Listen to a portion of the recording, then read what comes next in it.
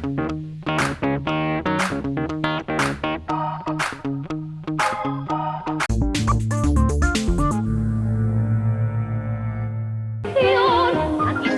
historia, más la legión presumía. Buenas noches, señoras y señores de los estudios de Telecinca, desde donde emitimos este programa. Un programa dedicado a un día de convivencia a nivel nacional. El 23 de abril, en Mequinenza, se darán cita los veteranos que hicieron la mili en el Sáhara. Han pasado unos años, con ello estamos para hablar de este tema, cuando la mili era obligatoria. Año tras año se celebra en distintos puntos de la geografía española. Es así. Y están con nosotros dos veteranos, que nos van a explicar, nos van a hablar ampliamente de lo que este evento se celebra el día 23, como les digo, en Mequinenza. Están con nosotros don Salvador Aldabó. Buenas tardes, buenas noches, don Salvador. Buenas noches. Para nosotros un honor y un placer tenerles como veteranos de lo que fuese antes nuestros soldados. El honor será nuestro y bueno, pues nos gustará explicar para la gente que ya no lo conoce, pues aquello está abandonado desde hace 40 años, o se abandonó hace más de 40 años. Entonces, pues bueno, será un placer el nuestro el poder explicar un poquitín cómo fueron allí nuestras vivencias. Será un placer y un honor para mí. También está con nosotros don Ramón Calbó, otra persona ya veterana de lo que fue la época militar en el Sáhara español, cuando era el Sáhara español. Como bien digo, don Ramón Calbó, al cual le damos las gracias y las buenas noches por concedernos esta entrevista. Gracias a vosotros por darnos la oportunidad de expresarnos aquí y enseñar al resto de la audiencia o de los que nos ven cómo era el Sahara y qué provincia era aquella, que tan desconocida para todos. Ustedes dos sabidurías de la experiencia militar, lo que fue la mili, hoy la mili es profesional y antes era obligatoria. Y allí se dirigían estas personalidades a cumplir con su deber nacional, que era entonces, en época de Franco, se exigía. Bien, pues hechas las presentaciones y el tema de esta noche, perdón, me dejaba María Baila, compañera de Telecinca, a la cual pues, también le damos las gracias por la colaboración que presta siempre a esta nuestra televisión, su televisión. María, te veo vestida de militar, si tú no has hecho la mili. Siempre. Bueno, pero tienes un marido que ha hecho la mili y esto de viaje de novio, supongo, viaje cuando eres novio, con estas cosas, se regalaban estas camisetas. No se regalaban, no. Que ni llegaban. Bien, pues María, gracias también por estar aquí y vamos a empezar con la sesión, como bien digo. Bueno, hechas las presentaciones y el tema, vamos a preguntarle a los veteranos, sobre todo, cómo y por qué surge esta idea de organizar este evento a nivel nacional, que no es fácil.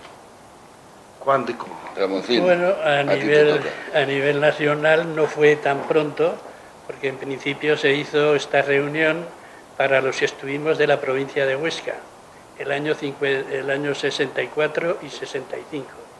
Lo que pasa que después pues, se ha ido ampliando, dando oportunidad a todos los que no acudían en su momento, porque la convivencia fue tan buena que nos hermanamos de una forma que aquello era más que hermanos, porque nos teníamos solamente los unos a los otros, no estaban parientes, ni amigos, ni vecinos, ni la novia.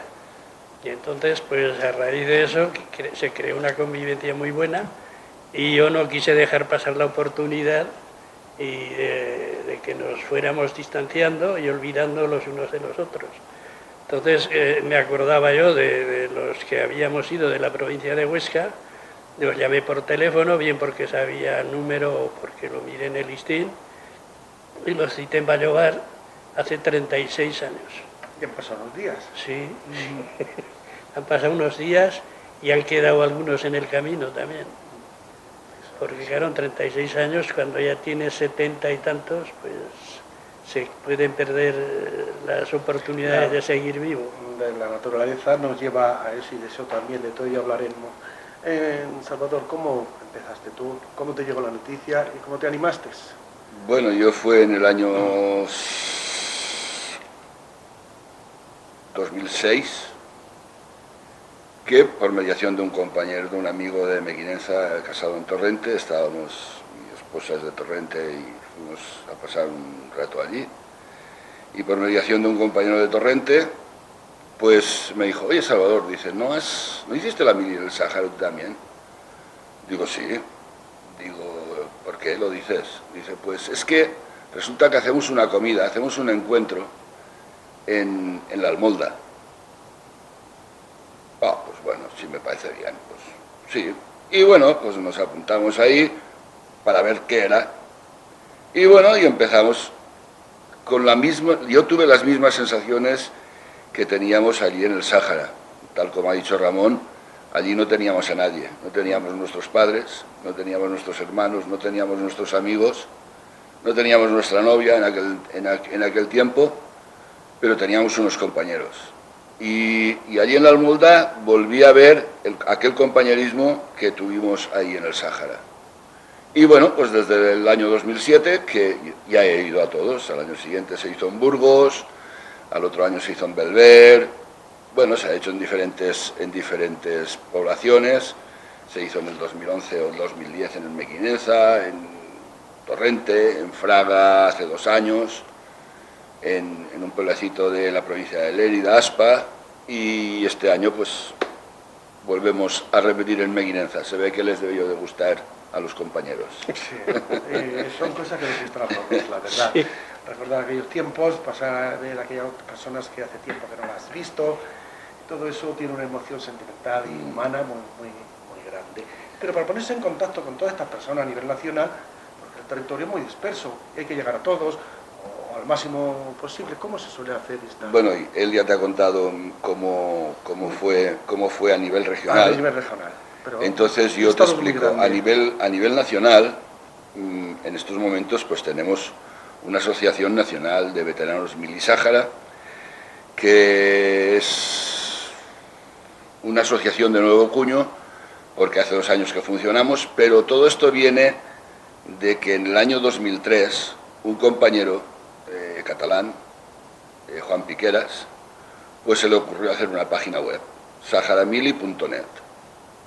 Entonces, pues la gente empezó entrando por internet, la poca gente que entraba en internet, ahora ya entra muchísima más, claro, pero la poca gente que entraba en internet, pues empezaron haciendo unos coloquios diarios, ahí hablando y tal, y en el año 2005,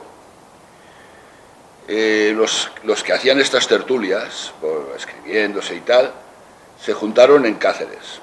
Se juntaron pues sobre unos 50 compañeros con sus esposas y tal, algún que otro militar, y de allí surgió la idea de hacer encuentros nacionales. Y ese mismo año, en octubre, hicieron el primer encuentro nacional en Guadalajara. Allí eligieron ya, el segundo año fue en Toledo, el tercer año fue en Segovia, quizás porque era más céntrico para todo el territorio español, el coger ciudades situadas en el centro de la península. Pero bueno, ya en el 2003, pues ya hubo unos compañeros catalanes que dijeron, oye, ¿por qué en vez de venir siempre a la península, por qué no repartimos los encuentros nacionales y así todo el mundo puede ver otras tierras de España? Bueno, pues en el cuarto encuentro se hizo ya en Tarragona, tuvimos la sede en Salou, de allí salió ya el próximo encuentro, se hizo en Ceuta, ese ya fue prácticamente más militar, o sea, más militar no, aunque no somos militares ninguno, hay algunos que han sido militares profesionales, pero que ahora no somos antimilitaristas porque no lo somos, pues, pero bueno, en Ceuta, como se prestaba que era una plaza militar, pues se hizo el encuentro en Ceuta, allí, bueno, pues nos hicieron un sábado legionario, estuvimos comiendo en el cuartel de los regulares y tal. Al año siguiente fue, aprovechando que era el año santo compostelano, estuvimos en Santiago de Compostela. Al siguiente año repartimos otra vez, tiramos hacia la derecha y fuimos hasta Valencia. El siguiente año fue en Sevilla. De Sevilla surgió el que fuera en Zaragoza. De Zaragoza nos fuimos otra vez hacia las costas, nos fuimos a la Manga del Mar Menor, y este año pasado estuvimos en Torremolinos, y este año se celebra en Valladolid, los días 10, 11 y 12 de junio, que a la gente de la comarca que estuviera allí, que hubiera estado allí, que simpatice con todo esto y tal, pues podemos decir que hasta el 20 de mayo están abiertas las inscripciones para poder acudir al encuentro nacional. Ya veo que es un ejército organizado, un ejército organizado, ¿no? Bueno, ahora, debido a que... Porque el ejército siempre está organizado. Sí, bueno, pero... Por ley de interior... Sí, pero bueno, nosotros no somos un ejército, somos un ejército pasivo. Por supuesto, pero si como aquello dice la excedencia, o como la palabra aquí ya sigue siendo militar toda la vida, por lo menos el jefe y oficiales, y pasan a la reserva, sí, que no están activos, pero y eso estáis haciendo vosotros, porque estáis viviendo sí, cada año. Estamos viviendo el compañerismo que tuvimos allí. De sobra. Estamos viviendo el compañerismo que tuvimos allí. Pues porque hay gente, en mi caso, yo te voy a decir, en mi tercer encuentro nacional me encontré con el mejor amigo que yo tuve en la mili. No hablemos de los amigos, que hablaremos después ampliamente, todo esto. Bueno, pues entonces lo dejamos. Sí, pero bueno, que María quiere preguntarte algo, la veo ya con ganas de preguntarte. No te rías. quería decir, perdona que te interrumpa, adelante, por favor, adelante. Era porque lo que venía haciendo a nivel nacional, la página saharamili.net, ya te digo, la hizo este chico, pero llegó un momento que se le sobredimensionó para él solo, entonces él la quería abandonar, y por eso nos hicimos asociación nacional, y tenemos una página en la que tenemos cerca de 200 o 300 relatos de ¿Qué gente. página, ¿La puedes decir, por favor? Página saharamili.net. SAH. Sí.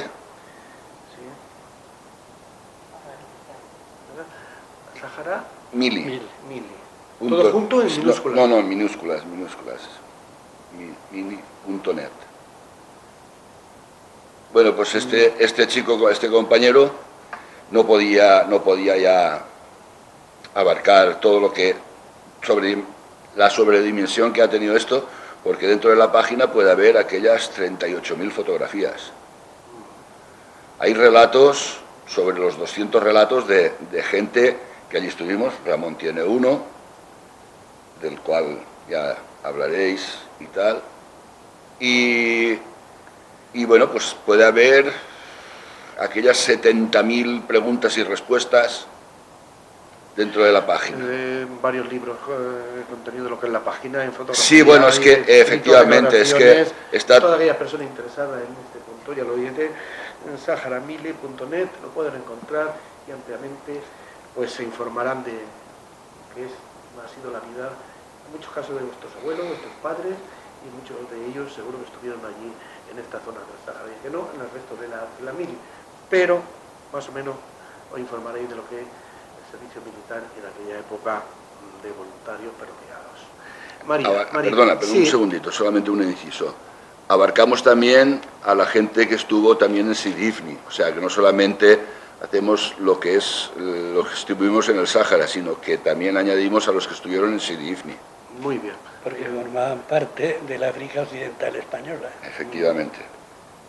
María, pregúntale, ¿qué le quieres preguntar? A ver, Ramón, ¿a qué año te destinaron en el Sáhara? ¿En qué año me destinaron? El año 63. Háblanos un poco de ello, ¿cómo fue aquel movimiento? Hombre, ya sabes que te sorteaban, sí. Entonces en Madrid salían las plazas que iban a ir que iba a ir destinado cada soldado o cada recluta, y entonces a mí me dijeron, viniendo de Caldas de Montbui, que habíamos hecho una reunión allí porque estuve estudiando de capacitación agraria, y viniendo en el autobús me dijeron, ¿te ha tocado el Sáhara? Yo, joder, pues yo no sabía que tocaba gente al Sáhara. No. Sí, ¿De Vallobar? Entonces, sí. ¿Qué es el Sáhara? No había ido nunca ninguno al Sáhara. Y a mí no me sorprendió ni me disgustó, porque soy un poco un sagitario y soy un poco Un poco aventurero. Bueno, pues entonces le tocó, lo aceptó muy bien. Sí, ¿Le gustó? sí, prueba de ello, que cuando me licencié el año 80, o el 90, me fui otra vez al Sáhara con mi propio coche, con un Sinca 1200, me pasé en el barco, en el transbordador, desde Algeciras a Ceuta, y seguí hasta Layún. Sí, y bueno, a mí me quedó muy grabado aquello del Sáhara, y prueba de ello, todo lo que recogía del Sáhara lo tengo guardado. ¿Y por qué María, por qué nos hablan del Sáhara? ¿Cómo es aquella tierra? ¿Cómo es, no sé, y partiendo de una zona donde hay mucha agua, donde hay mucha naturaleza, mucha vegetación, llegar a un desierto de tantos kilómetros, ¿cómo es aquella tierra? Hablarnos un poco los dos ampliamente de aquella zona geográfica en su momento, Bueno, parte de nuestro territorio nacional. Quizás pueda hablar poquito porque yo salí muy poquito a patrullar y tal, y quizás yo estaba en la zona más rica del Sáhara. ¿Qué suerte tuviste, no? Sí, no, es verdad, quizás es donde ¿Qué más de estaba... rica? A ver, sí, hombre, entre comillas, ¿no? Era la Entre capital. comillas, pero no, yo estuve en Cabeza Playa, yo estuve los 15 meses que pasé de Mili, los estuve en Cabeza Playa, allí teníamos nuestro mar, estaba el puerto, estaba la fábrica de fosfatos de Fosbucrá, desde donde allí salían todos los barcos y tal. Bueno, pues en una zona, quizás climáticamente hablando, de lo mejorcito que yo he pasado en mi vida, porque yo pasé 15 meses sin tener un invierno, que es lo que no me gusta a mí. Prefiero 2 veranos antes que un invierno, ¿no?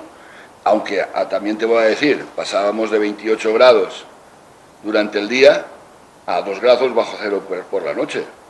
O sea que quiero decir que las diferencias eran abismales en temperatura, ¿no? Pero bueno, lo que te puedo hablar también es un poquitín de Layún, era la capital del Sáhara, había 45 o 47 mil habitantes en aquel tiempo, la mayoría ¿Sabes españoles. cuántos habitantes hay ahora? Pues te puedo decir que solamente en el Layún en estos momentos hay cerca de 280.000 habitantes.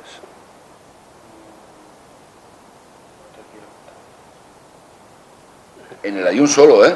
Estoy hablando de la capital. No, lo dejamos ahí. Sí, No, hombre, es que las últimas cosas que yo he leído, porque prácticamente lo inundaron de gente marroquí desde que... Sí, vale, vale. Es que estamos... Ahora veo el detalle donde yo estoy equivocado, y así lo reconozco. Es que, a ver, en aquel tiempo... Vale, en aquel tiempo, en todo el territorio debían de estar sobre unos 240.000 habitantes, repartidos por todo el territorio, pero que prácticamente eran, ya te digo, 45 o 47.000 en Layún, había unos 20 o 30.000 en Villacisneros, pues había 8 o 10.000 en Esmara y en todas las pequeñas poblaciones. Y después, claro, los nómadas, los saharauis que eran nómadas por naturaleza, claro, esos prácticamente no estaban censados, es que no se les podía censar, porque no los encontrabas nunca en el mismo sitio. Y cuando salís allí en la naturaleza, que había solo desierto, Había algún oasis también. Bueno, sí, efectivamente. Sí, además, cuéntanos qué Ramón te puede recuerdas de decir. aquella geografía, y si fuiste con el Sinca 1200, pues lo debes de conocer más, porque habrá andado por aquella autopista. Porque me tocó que empujar, ¿o qué? No. Le pregunto. Sí, bueno, es que yo ya venía de una zona desértica, Monegros. Yo pasaba muchas horas labrando con el tractor en Monegros, y entonces ya estaba acostumbrado yo a la escasez de agua, al calor, en fin, a temperaturas que tan pronto subían como bajaban, pero no con el extremo que pasaba allí en el Sáhara, porque llegó momentos que se llegó hasta los 50 grados de temperatura y después a bajar a bajo cero. Eso en los destacamentos interiores, Nesmara, Jausa, Maves, Sedería, Daora, Tifariti, todos estos destacamentos pues las pasaban canutas. Y nadie quería ir, porque cuando le decían a uno que tenía que ir a Maves... Ahí estaba el de Vallevar. Bueno, yo no me preguntaron nunca si no hubiera ido. Porque ya estabas preparado. Si no hubiera ido, sí, porque a mí me gustaba el conocer todo aquello. Y de hecho, cuando volví el año 90, estaba deseando de hacer la ruta de los destacamentos. Pero claro, con un 5.200 no te vas a meter por el desierto, y menos cuando ya era de Marruecos, porque ya me metieron 2 o 3 veces en el calabozo o en la policía que entonces había allí territorial, que eran de Marruecos, ¿no? Porque, vamos, aquella gente desconfiaban de todo el mundo. Eso, pregunta María, de esto hablaremos. Esto para los dos. Explícanos cómo os llevaron al Sáhara y qué medios de transporte usasteis. Pues Que son diferentes, creo. Bueno, nos llevaron, al menos a mí, en trenes borregueros, no como él, que a él lo llevaron, él fue... No, a nosotros, Ramón, perdona que te fue interrumpa, privilegiado. eso fue la única cosa que prácticamente hicimos los dos igual. el A mí tren también me borreguero. llegaron en un tren borreguero, pero solamente desde Zaragoza hasta Madrid. Trenes que eran los asientos de madera, que te hacían entrar con calzador, Lo que había. para meter a todo el mundo... Eran las aves, ¿no? No, ¿O había otro confort dentro de los trenes? No. no, Era lo que había. asientos de madera y las ventanillas que se bajaban con una correa. No por el hecho de ser militares o... No, pues porque reclutas, quizás utilizaban esos trenes para, por ejemplo, a los aragoneses nos cogían a todos en Zaragoza y venía un tren desde Barcelona que había recogido allí a los catalanes y nos unían a ellos en esos trenes y ahí nos metían hasta Madrid, en mi caso. Sí, sí. De allí nos cogían en camiones, nos llevaban hasta un campamento que en Madrid se llamaba Guatras. Allí nos pasábamos el primer día, que si vacunas, que si duchas, que si corte de pelo, que si tal. Allí estuvimos un día y al día siguiente, en mi caso, fue quizás un viaje más plácido que el de ellos, que ellos lo hicieron hasta Algeciras o hasta Cádiz, y de allí, cuenta ya cómo salisteis de allí, de Algeciras Sí, y Cádiz. nosotros fuimos a dormir de Huesca, nos llevaron a dormir a Zaragoza, y de Zaragoza allí recogimos también la gente que había por allí al lado No, de os Zaragoza. recogieron a vosotros. Nos recogieron a nosotros, no sé cómo pasó. La cuestión es que nos metieron en el tren y fuimos hasta Madrid, a dormir a Madrid. De allí nos llevaron a un cuartel que había cerca de la estación de Atocha, y a la mañana siguiente nos mandaron para abajo, para Andalucía, que fuimos a dormir a... ¿Cómo se llama este pueblo? Algeciras. Algeciras, exacto. A un cuartel de sanidad, pero no cabíamos todos dentro del cuartel y entonces algunos tuvimos que dormir en las ambulancias. Y al día siguiente pues nos embarcaron, que era domingo, el Zaragoza jugaba la final, me parece, de la Copa, el año 64. Algunos de nosotros no habíamos visto el mar en la vida y nos metieron 3 días con 3 noches en la bodega de un barco que se llamaba el Alcácer de Valencia. Y bueno, aquello que no lo ha visto no se lo puede creer. Las colchonetas de paja llenas de vomitonas, de meadas, de cagadas, porque allí el que se metía allí ya no salía. Poca higiene, entonces. Poca nada. Y llegamos al Sáhara, nos incorporamos a filas, nos incorporamos a lo que Bueno, es el ejército. Espérate. Hablar de todo un poco, ¿no? Sí, pero espera. Es que para que la gente pueda ver Adelante. la diferencia de los años, ¿no? En esos años. Ellos cuando llegaron allí, el barco no podía atracar. No había puerto. No había puerto, no podía atracar, tuvieron que bajar en anfibios. Sacarlos en anfibios, bajar por las escaleras de cuerda, que eso parece que Igual sea que solamente de las películas, no ocurrió. Igual que los piratas. Para unos novatos, Y por que no estaban ejemplo, preparados. en mi caso, pues nos llevaron a Madrid, de allí nos montaron en un avión, entre comillas, avión, un Junker de bimotor de la Segunda Guerra Mundial, como dice... Tres motores llevaba el Junker. Pues 3 motores, perdón, sí, el central y los dos, Sí. y los dos laterales, sí, un trimotor. Con asientos de madera, pegado la espalda al fuselaje, con un ruido que no podías ni hablar, y durante 6 horas y media desde Madrid al Ayun, cuando ahora en cualquier avión tardas 1 hora y media. Claro, Pero bueno, 6 horas y media. Quiero decir que la diferencia en 8 años o en 9 años fue abismal, porque empezaron a utilizar los aviones, creo que fue en el año 71, pero hasta el año 70 fueron en los barcos, y bueno, los compañeros que cuentan sus vivencias, sus episodios y sus calamidades para poder bajar de aquellos barcos, con marea alta, dando bandazos el Bien, lanchón y ya contra el aclarando barco. este punto, llegamos allí, desembarcamos en el barco, en el avión. no, desembarcamos en los anfibios, En los anfibios, Sí. bien, ya lo... que eran unos camiones que iban por la tierra y iban por el mar y también. por el mar y tierra. Y sí. se metían al lado del casco del barco, echaban unas escalas de soga, y por allí teníamos que andar bajando, tirando el macuto o el petate que llevábamos, tirándolo encima del barco, que algunas veces acertaban en el anfibio, otras veces pues caían al mar. Y había que mojarse para recogerlo. No, Se quedaba allí ya. Se había perdido ya. sí. Y como hablemos un poco, llegamos a lo que sería el ejército, estamos en el Sáhara, todo lo que es el cuartel, ¿cómo es la vida allí? ¿Cómo era Un un segundo, día antes, así? perdona que te corte. Sí. ¿Dónde hicisteis el campamento de instrucción y la jura de bandera?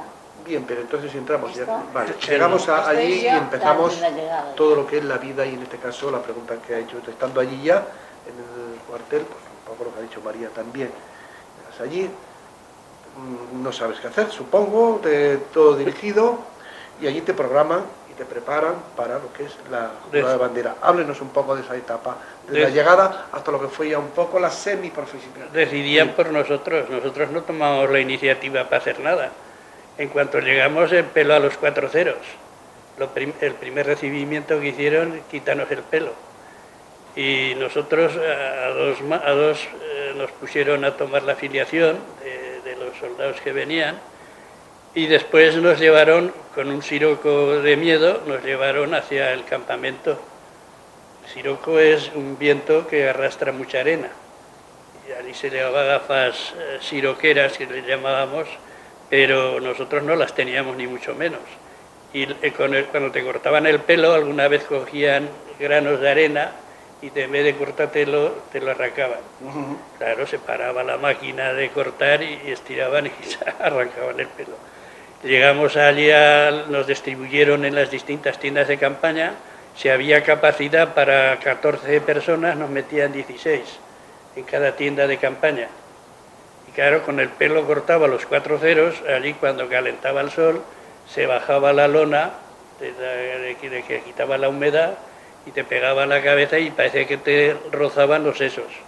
Era una experiencia jodida, vamos. Y las perolas las teníamos allí al lado, en el medio de la tienda de campaña. Íbamos para ir a buscar la comida con la perola, pero fíjate tú lo que era la arena del desierto, que se metía hasta dentro de la perola, estando tapada con el tape, se metía la perola, un dedo de arena dentro de la perola. El agua era salada, nos la ponían en bidones en el campamento y allí teníamos que andar bebiendo. Pero el agua era, pues claro, el que no estaba acostumbrado a aquel agua, pues no le quitaba la sed, era un agua salada, ya te digo. Háblanos, Salvador, ¿cómo fue tu llegada allí, como dijo María, para llegar hasta la jura de bandera? Háblanos un poco de eso. Bueno, pues nuestra llegada, sabíamos que íbamos a una cosa desconocida totalmente. Cuando bajamos del avión, después de llevar 6 horas y media, con un ruido infernal. Ya no lo has dicho esto. Ya. Ahora, céntrate un poco con lo que fue el campamento. cuando bajamos del avión, además ya todo empezaron con gritos, silbidos, golpes de pito, órdenes y a formar y aquí y allá. Pues es que además ibas un poquitín loco, ¿no?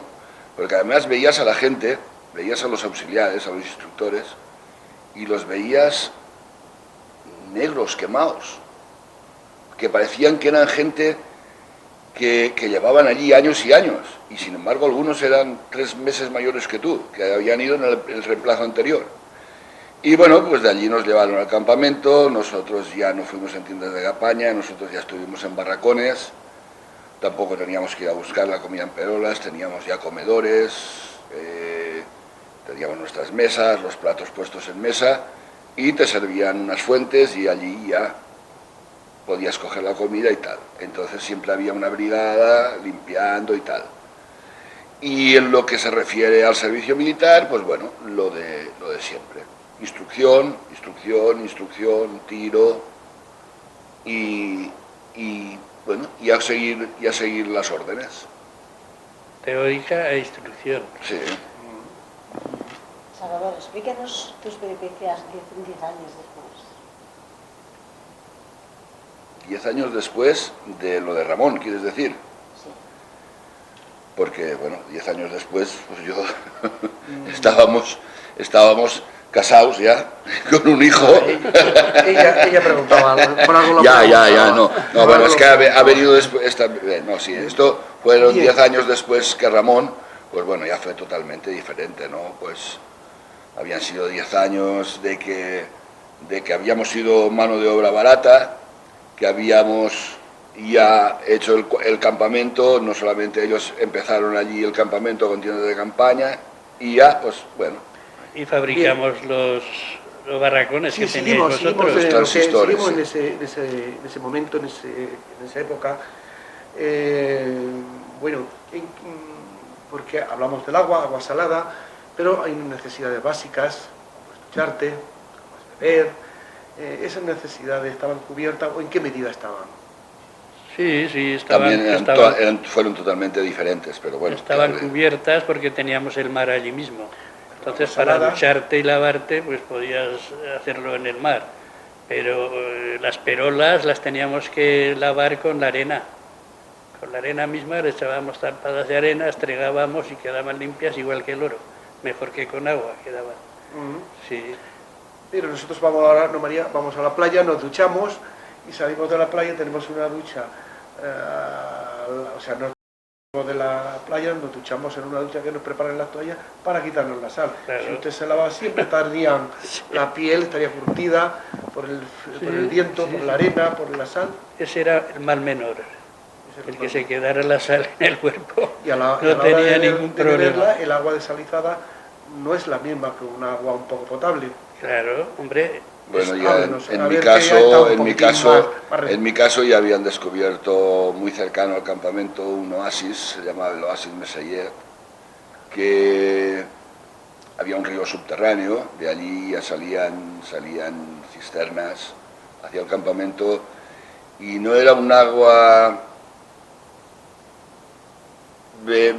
no sé cómo decir. Blanda, era una agua muy blanda. Sí, efectivamente, pero bueno. Se podía beber. beber. A mí también cuando tenía que ir para allí, algún compañero que también viene al encuentro, que había ido 3 años antes, su madre me decía, pues ya te puedes llevar pastillas porque Juan con el agua empezó con unas diarreas, qué tal, qué cual. Bueno, no sé, yo he sido siempre muy ferreño en todo esto, ¿no? Y no, yo allí el agua yo la encontraba.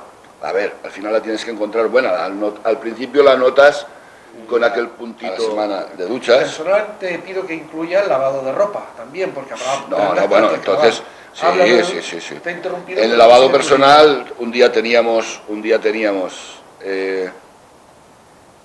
como te estoy diciendo, una ducha a la semana, los demás días era el mar. Y en cuanto a poder lavar la ropa, pues habían instalado allí cerca de 150 lavaderos de los de aquel tiempo, pero vamos, lavábamos la ropa con agua salada. Pues fíjate la diferencia. Estos tenían ya lavaderos, duchas, estos eran unos señores a lo nuestro. Ya lo ha dicho, que Aún fue no la zona estaba, rica. cuando yo llegué aún no estaba puesta la duna de Santiago. Y que había mucha diferencia de Pues tiempo de fíjate, vosotros. yo el 10 años. 64 y él Tú en el 64, yo en el 74. 10 10 años. años. 10 En años. 10 10 años años cambió mucho les la hicimos cosa. todos barracones. 10 años, pero ten por cuenta que en aquellos 10 años, pues pasaban, por cada año pasaban 10.000 soldados por aquel Y campamento. una pregunta que sí que a lo mejor interesa a mucha gente, porque era época de Franco. Sí. ¿Cómo notabais aquí vosotros de cara a ver al gobierno central, siendo una dictadura militar, la que gobernaba en España, como personas, como militares? ¿Cómo lo veíais? ¿Era humano?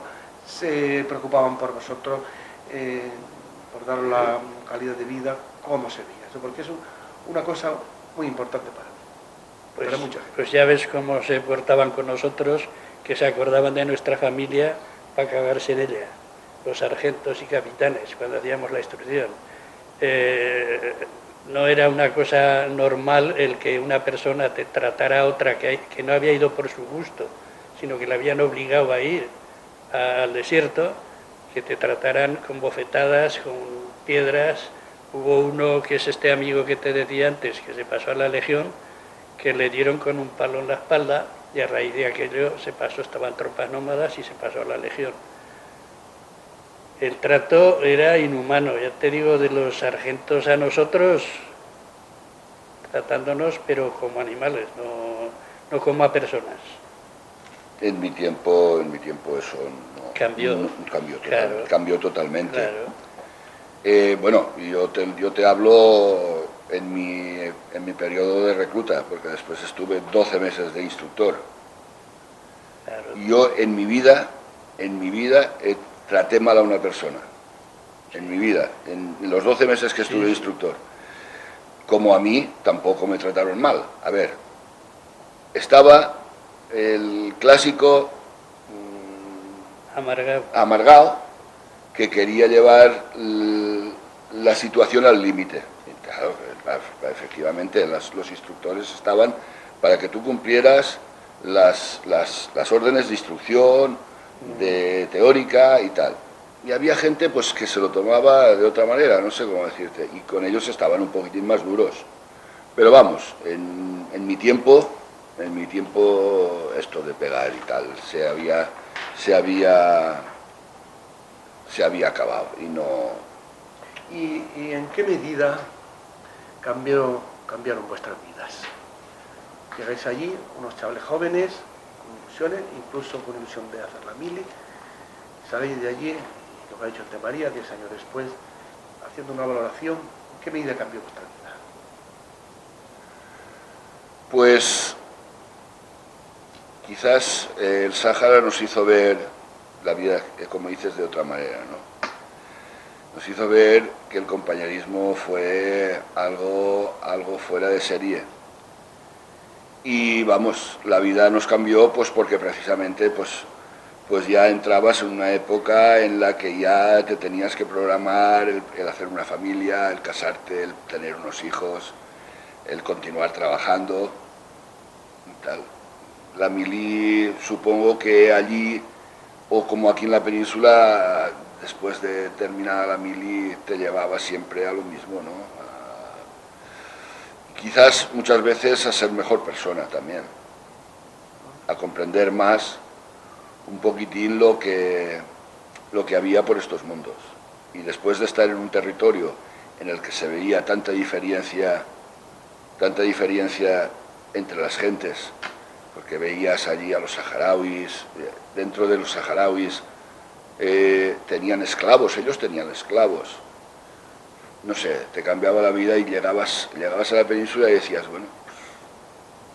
¿Estás de acuerdo con lo que dice Salvador? Sí, sí.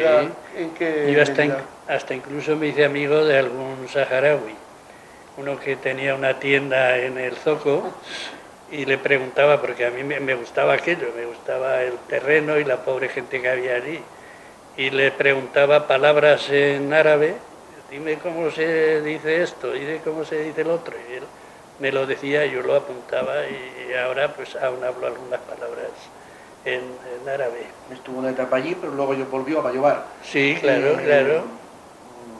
Cuando se marchó, pues era una persona joven Y volvió joven también, sigue siendo joven. Sí, Sigue siendo joven.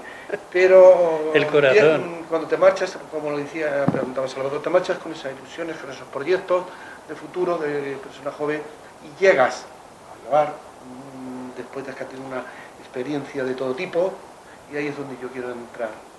¿Siguió siendo el mismo? Bueno. ¿O ya la vida había cambiado, ya se veía de otra manera, como bien ha explicado Salvador? como dice Salvador, maduras. Maduras. En el Sahara maduras. Para bien, para mal. Para bien, sí. Yo pienso que para bien maduras. Sí.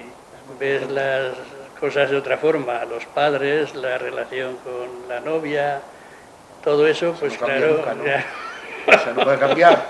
No, Y pero más viniendo del Sáhara. veías la diferencia de estar aquí al haber estado allí. Bueno, y además los proyectos pues eran, supongo que como los de todo el mundo, ¿no? Formar una familia, tener unos hijos y seguir trabajando. Y bueno, y llegar a la época como estamos, de poder disfrutar. de poder disfrutar de alguna fiesta de como la que vamos a hacer estos días, ¿no? Sí, y ya ir abreviando un poco las respuestas a las preguntas, porque el tiempo es oro y en la televisión pasa muy deprisa y hay mucho que comentar, mucho que hablar y tal. La relación con las personas allí, con la gente, como ha dicho antes, que tuvo incluso un amigo que hablaba, ¿cómo era aquella relación con aquellas personas? Bueno, la gente que estaba asentada ya en el Ayun o en las ciudades, esa era muy buena gente, eran buena gente, porque además cuando hacías amistad con ellos o tenías un poquitín de amistad con ellos, te lo ofrecían todo. Enseguida te ofrecían el ir a su ¿Se le veía tienda. sinceridad? Sí. A los que te ofrecían el que fueras a su tienda y te invitaban a té, te invitaban a dulces, te invitaban a la leche de camella, a los dátiles y tal, esos lo hacían de todo corazón, porque es que además eran nómadas y a la gente y a los nómadas, muchas patrullas, cuando ya retornaban a los cuarteles y encontraban tribus nómadas que estaban nomadeando y les daban el agua que les había sobrado a ellos, porque ellos ya iban directamente al campamento, aquella gente no sabían lo que tenían, se ofrecía. Y tal como dice Ramón, yo también hice mucha amistad con un tendero, con un saharaui, pero ya españolizado, ¿no? Prácticamente él con su carnet de identidad, con su familia. Bueno, él, cuando estuvimos hablando, que se estaba hablando ya de abandonar el Sáhara y tal, él me dijo, dice, yo Salvador, lo tengo muy claro, el día que España marche del Ayun, yo me voy a instalar en Las Palmas. Y al ser una tierra, pues bueno, todos conocemos lo que es el mundo sahariano en su momento, ha habido conflictos de todo tipo por parte de nosotros. ¿Qué peligros amenazaban en este caso a vosotros como soldados a la hora de salir, a la hora de momentos? ¿Qué es lo que más remarcabais desde los mandos que tuvierais en cuenta? Bueno, ¿O no había peligros? Allí lo que había era que habían extendido el año 57 y 58, cuando nos invadieron los marroquíes, Ifni y Sáhara, pues se repartieron minas sin orden y concierto.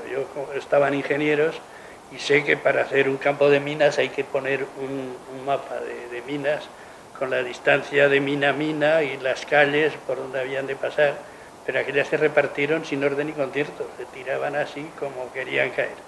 Y entonces hubo momentos en que explotaron minas y se llevaron pues muchas vidas de los que pasaban por ahí con el Land Rover o con lo que fuera.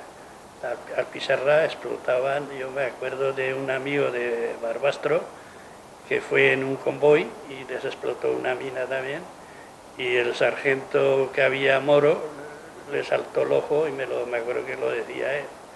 O sea, aquello era terrible de ver el Moro aquel como sufría con el ojo colgando y en las heridas que llevaba por todo el cuerpo. Nunca que recordéis con... Sí, adelante, Salvador. Perdona, ya que estás en esta pregunta, en nuestra época, como ya habían empezado prácticamente todos los conflictos con el grupo del Frente Polisario y tal, entonces el peligro se multiplicó por bastante. Como dice Ramón, un convoy de 2 Land Rovers, de gente que habían venido de Madrid a reforzar al ejército, pues pisaron una mina, murieron 2 compañeros. En otra patrulla murió un compañero pues porque los saharauis que ahí iban, los indígenas, apresaron a la patrulla. Hubo un compañero no sé si era de Burgos. De Burgos, quiso hacerles frente, lo mataron allí. Y también quiero contar el caso de un compañero mío, amigo y vecino de Mequinenza. Se llamaba Joaquín Ibarz Catalán, estaba de cabo primero en la brigada paracaidista y murió ametrallado en la posición de Jausa. Por cierto, cuando lo trajeron a Mequinenza, prácticamente casi hubo hasta más víctimas, porque el helicóptero que trajeron fue un helicóptero de esos de transporte, y aterrizó en el campo de fútbol, levantó uralitas, hubo heridos y tal. Por eso te digo, y a última hora, pues la gente tenía que estar muy vigilante, ¿no? Ya por lo menos los últimos meses. Estoy hablando desde septiembre del 74 hasta que la abandonaron, que fue en febrero del 2000, una etapa que recordé con mucho 76. cariño, que siempre estáis en mirar de poder reuniros en ella, pero no fue fácil tampoco. Habría momentos de todos, pero también momentos difíciles. Sí, no, los momentos fueron muy difíciles. Hubo momentos que fueron muy difíciles, porque además, pues hubo momentos que te restringieron. A ver, el ejército español se proveía de verduras, frutas y demás de Marruecos. Les compraba a los agricultores marroquíes, les compraba. Y hubo una época que el ejército marroquí, que estaba en la frontera, asaltó los mismos convoys suyos, o sea, que era lo que nos vendían la fruta. Y se pasó, pues bueno, una temporadita hasta que no empezaron a llegar frutas desde Canarias y verduras y tal, para todo el territorio. Pues bueno, hubo momentos críticos, ¿no? ¿Los abandonones? Bueno, pues no, hombre, lo que se comía, porque aún existía de aquel entonces, era carne argentina congelada. Oh, qué buena. Entonces, María, vamos a ir terminando. Pregúntale que me has pasado una nota aquí, porque llegó a general o algo así. No. A ver, esto para Ramón. Como hombre de campo, estabas acostumbrado al secano, pero me han contado que un día durante un buen rato llovió a mares y no solo cayó agua en el Sáhara. ¿Nos puede explicar lo que pasó? Fue sorprendente, porque a mí me lo habían dicho antes, que habían visto caer ranas cuando llovía. Y yo me quedé, digo, esto es mentira, ¿qué coño va a ser verdad? Pues sí, cayeron ranas pequeñicas, que llenaron todo el asfalto de la carretera, y hubo hasta algún accidente por patinar con las ranas. Se llenó la Sagia, que es el río que pasaba por allí, que era un río seco, pues se llenó con 3 metros de agua, a lo menos. Y aquello, pues bueno, fue un motivo para que uno, que no sé de dónde coño, sacó una barca velera, y se puso a navegar por el medio de la Sagia. Y le volcó la barca. Yo estaba en la Sagia lavando la ropa precisamente para entregar, porque nos íbamos al día siguiente, nos veníamos para la península. Y me vino un amigo de Burgos, dice, ¿qué sabes nadar? Digo, sí. Dice, es que se está ahogando uno allá. Estaba en el medio de la Sagia. Digo, pues ya me tiro.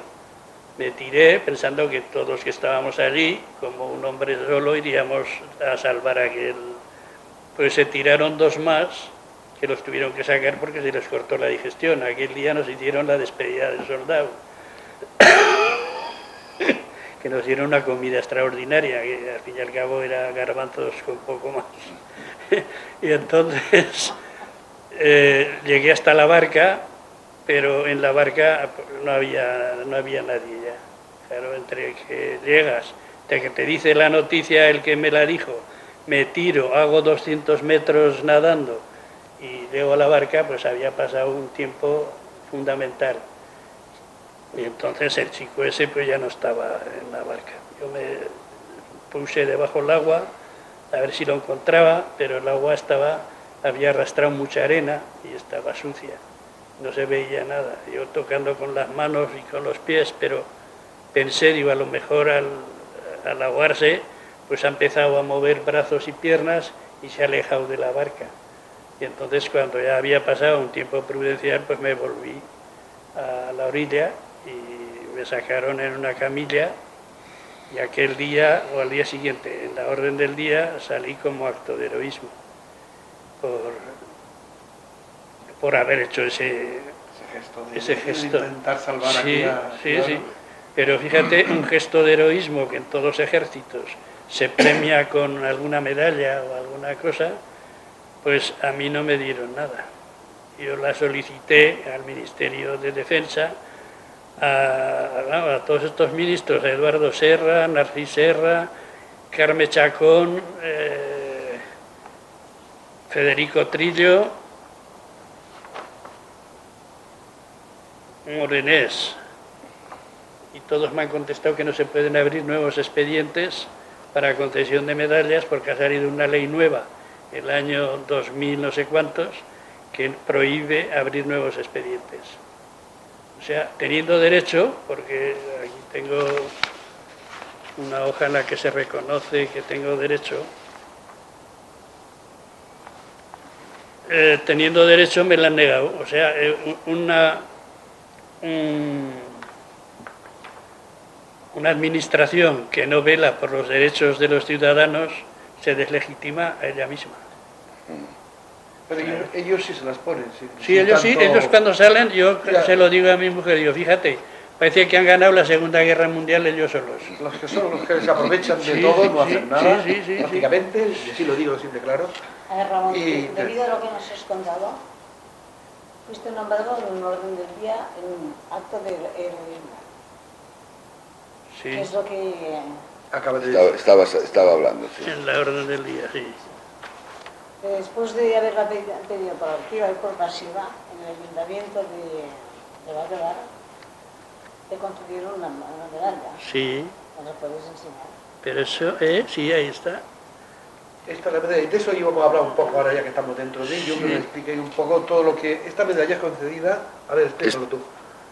Esta medalla me Sí. la regaló un historiador de Madrid que la tenía él, sabía En él, el plano de ella, si puedes ir adelante, sigue hablando. sabía lo que estaba reclamando yo y como consideraba que era legítimo lo que yo reclamaba, pues me la regaló él. Yo pertenezco a la Asociación de Salvador y a otra que se llama ACET4, que eran los que estuvieron en la guerra de Ifni del Sáhara. Estuvieron allí y se hicieron una asociación y ellos intentaron también, por medio de la asociación, de que se me concediera esta distinción, pero siempre con el mismo resultado.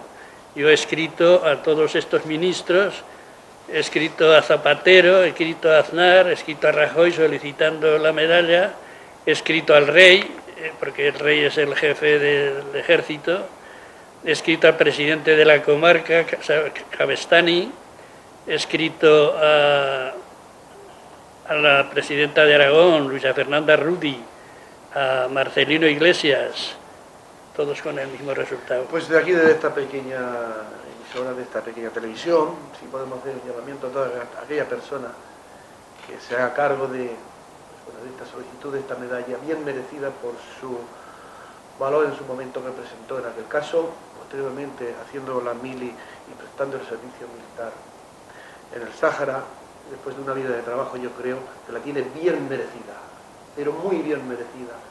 Y cuesta muy poco hacer feliz a una persona. Bueno, lo dejo ahí. Aquella persona que se haga eco, porque esto va a salir en internet, que se haga eco de esta solicitud.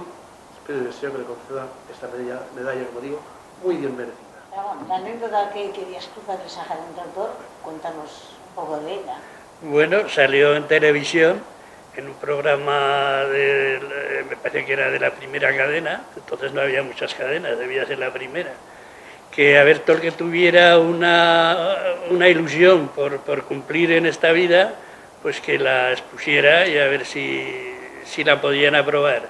Yo escribí a televisión y tengo la carta de contestación de ellos también, en que me aceptaban la propuesta de cruzar el Sahara con el tractor.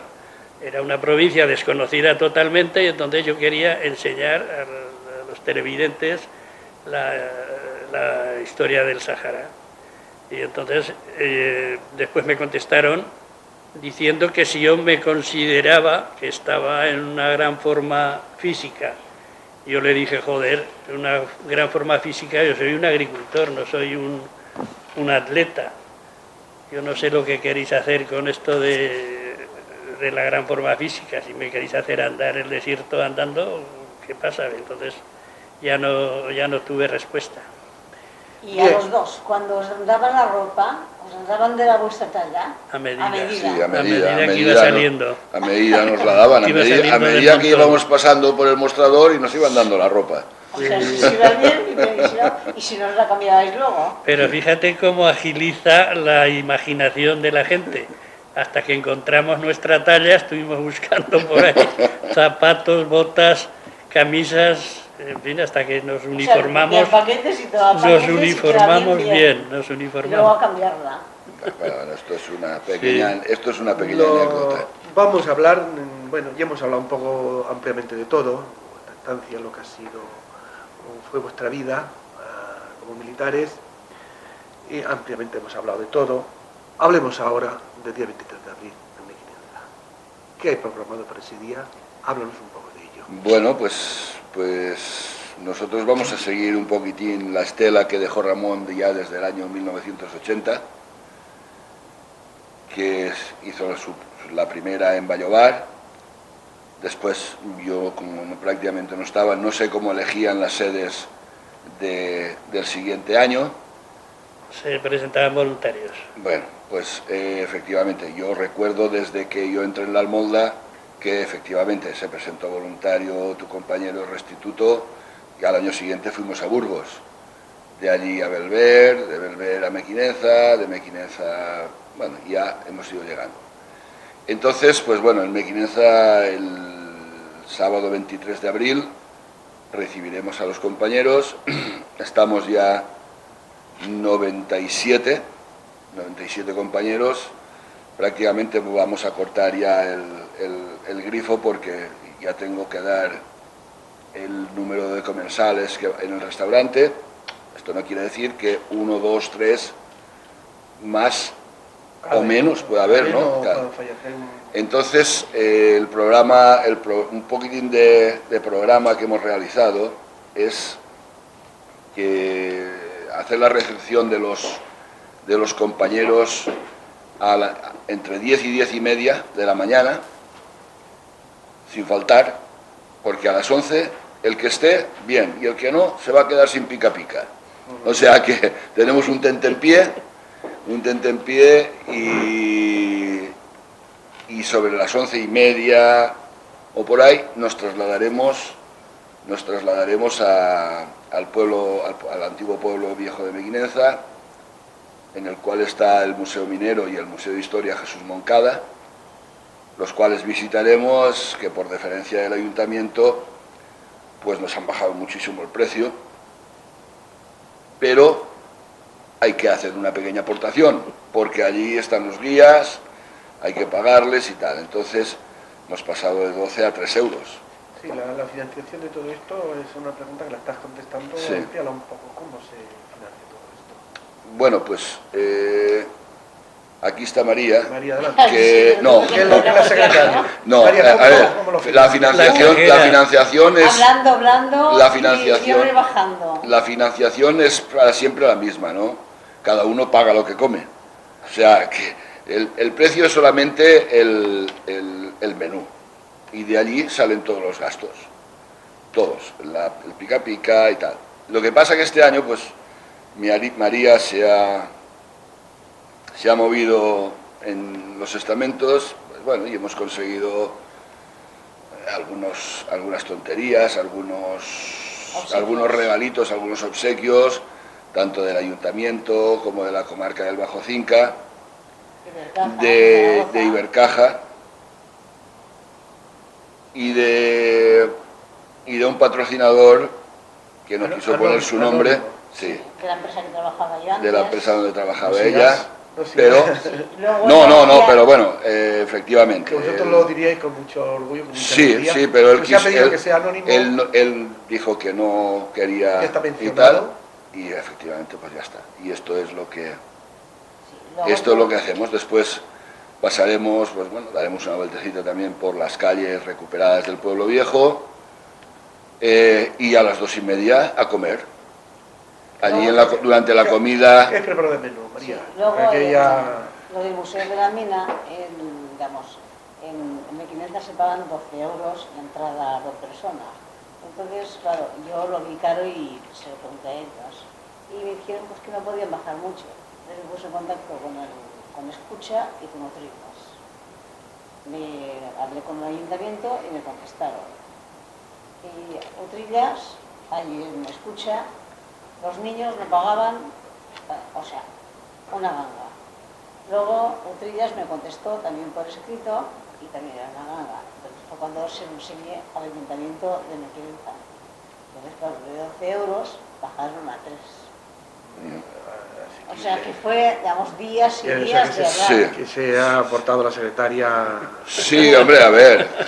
Que me ha achacado mucho. Por descontado que sí. Por descontado que sí. Durante la comida, pues bueno, intentaremos hacer algún pequeño homenaje. ¿Y de qué, perdona que te interrumpa, ¿de qué se habla en estos casos cuando os juntáis todos? Ya te lo puedes imaginar. Hablamos del Sáhara, ¿Seguro? hablamos de Seguro. nuestras vivencias allí. Alguna mentirijilla contamos. Muchas. Alguna mentirijilla contamos, ¿no? Pero vamos, hablamos de lo que recordamos nuevamente otra vez la amistad que allí hicimos con... Porque se hacen muy buenos amigos, ¿no? Yo creo y te voy a decir, con el compañero este de Gijón, que estuvimos los 15 meses juntos, es que allí en aquel tiempo fue mi padre, fue mi hermano, fue mi amigo, es que era mi... Se nos emociona, vamos a tener que no, contar. es verdad, no, Se hombre, nos emociona. fue mi paño de lágrimas. ¿Y cantáis alguna canción de época o no? Sí. ¿También? ¿De época? Las Hablo de cosas militares. No, pero bueno, a ver, Hablo de estas... canción No, militar. No, se cantaban... Ahora en este día hablo. Bueno, Ramón... ya está en el café, que toma la copa, que va contento. No, Ramón, que es muy cantador, nos suele cantar bastantes, un par de jotas o tres, Sí. nos suele Sí. cantar un poquitín de zarzuela, pero este año vamos a traer un Competidor. competidor. Mejor. Le vamos a traer un Que competidor que ha estado muchos años con Nobleza Baturra. Qué bien. Amigo, prepara la garganta. Sí, que dejar pues el pabellón bien alto. hace que no canto desde la otra vez, desde el año pasado. No, pero bueno, no, además ya lo conoces también a Sí. José Luis Ballesteros, que también cantó en Zaragoza con Estaríamos equipo del campeonato nacional. estaríamos hablando mucho, porque nos queda mucho por hablar, muchas Solamente preguntas. una pequeña cosa que son Sí, 4 para terminar, preguntas. A ver si recordáis algo del Sáhara, si te acuerdas, los dos. Si recordáis algo del Sahara, Hombre, Nos recordamos, creo, que prácticamente todo, María. ¿cómo se Pregunta. llamaba la Gran Duna, que es que estaba tanto subido a Jaro? la Duna de Santiago. Ellos La llamaban Duna Duna, la Duna ¿Eh? Madre. La Duna Madre, o Duna de Santiago, como dices tú. Sí, la Duna de Santiago. Nosotros la Duna Y de nosotros Santiago. la Duna Madre, es que es igual. la que estaba al lado del campamento. Sí, Efectivamente, efectivamente, no lo has sí. recordado. Y la provincia del Sáhara, La provincia del el Sáhara. nombre, La capital. la capital. La capital del Sáhara es el Ayun. Vale. ¿Y el cine, cómo se llamaba? Dunas. Cine de las Dunas.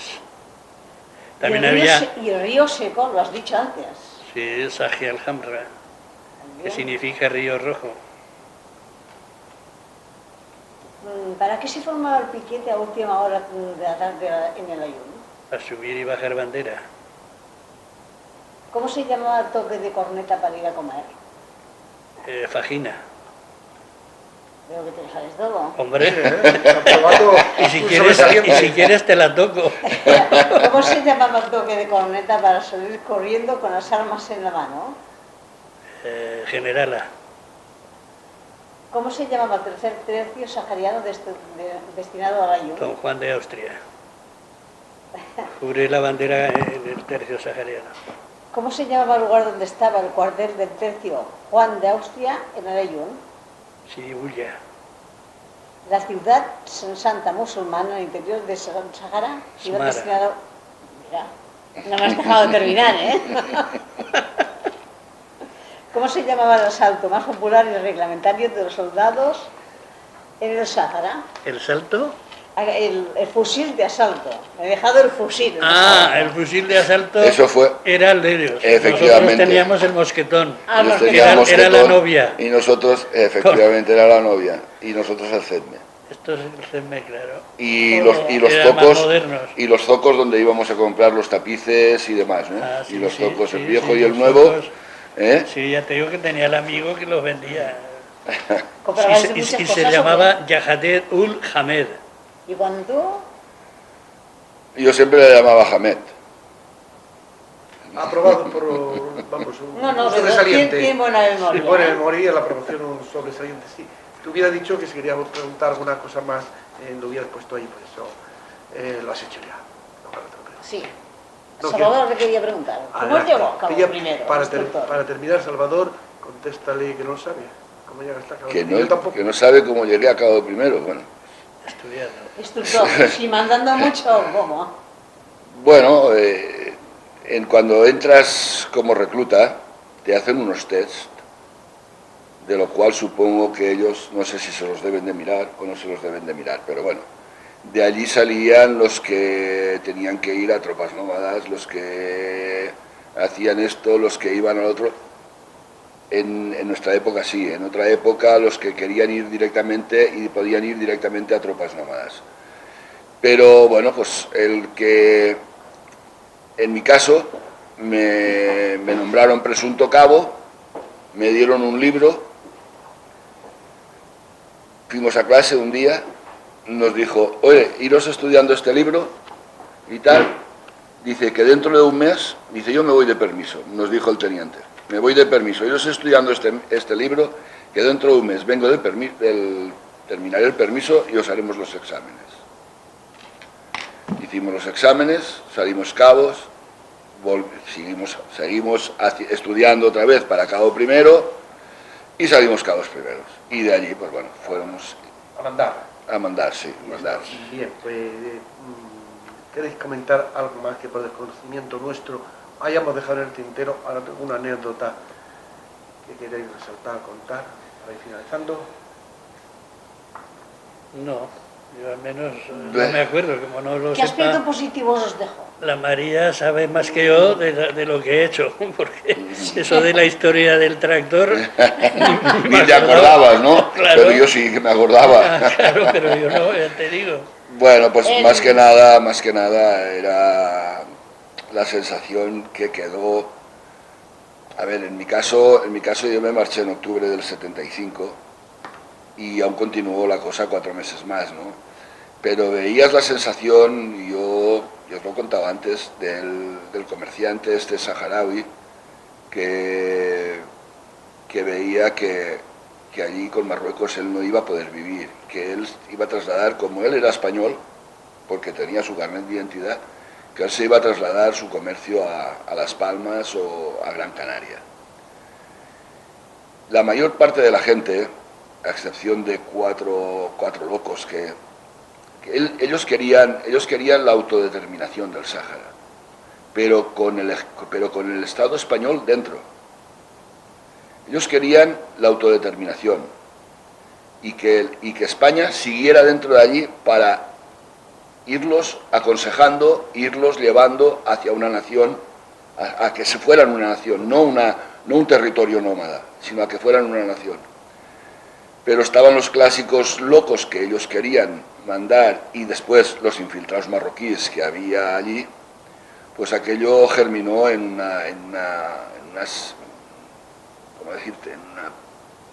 un odio. hacia España,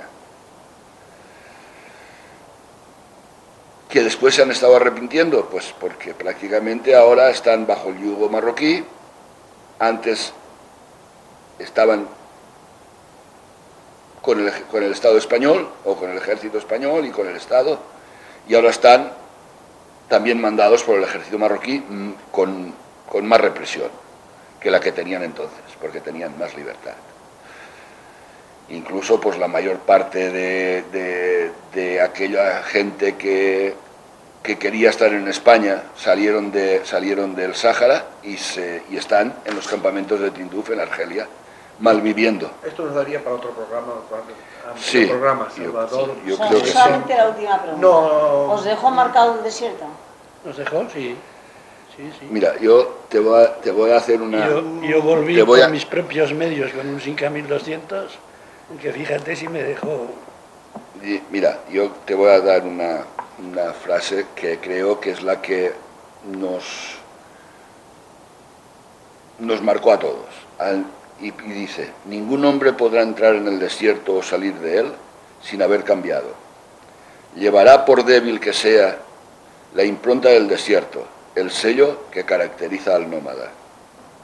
Esa ha sido una de las frases que siempre hemos tenido entre los compañeros. Es verdad, el desierto nos marcó. El desierto nos marcó. Si no hubiéramos hecho la mil en el desierto, Porque- no haríamos estas comidas. No, ya no solamente esto, ya no sería el compañerismo que hemos llegado a Eso, tener. Pero que llevamos 36 años. Para tener la ilusión de hacer 36 Sí, sí, comidas juntados, y ves que vienen de Burgos, vienen de Lo hemos Santander. explicado antes, que sus vidas cambió en aquella etapa, y para el futuro, como decía María, en 10 años no, sino 20, 30 años y 36 años, como lleváis celebrándolo. Don Ramón, don Salvador, quiero dar las gracias por esta oportunidad que nos habéis dado de conoceros, de conocer el problema, de informar y de alguna manera desearos que este día 23, pues lo paséis lo más grande, que os divirtéis y desearos todo lo mejor. María, gracias por estar aquí también, ayudarnos a todos y a todos ustedes, y a ver, dos personas que, bueno, a lo largo de la vida han pasado sus alegrías, sus penas, sus vicisitudes, de todo lo han pasado, con aquí están con nosotros con esa alegría, con esa ilusión de pasar un día, el día 23 de abril, en una quinienza. Gracias, y hasta el próximo día. Muchas gracias a vosotros. Gracias a vosotros por darnos la oportunidad de hablar del Sáhara. ¿Quién era aquel legionario tan audaz y temerario que se alistó en la legión? Nadie sabía su historia, mas la legión presumía que un gran dolor le mordía como un lobo el corazón. Y si alguno quién era le preguntaba, con dolor y rudeza le contestaba: